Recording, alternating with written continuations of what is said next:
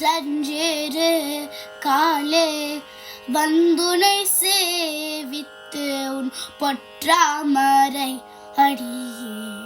போற்றும் பொருள் கேளாய் பெற்றமை துண்ணும்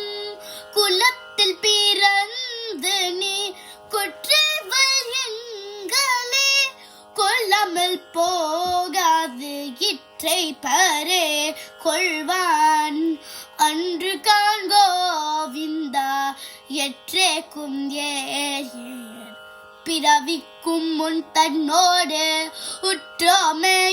உற்றோமையாவோம் உனக்கென மாற்றைவோம் மற்ற நம் காமங்கள் மாற்றலோரெம்பவாய்.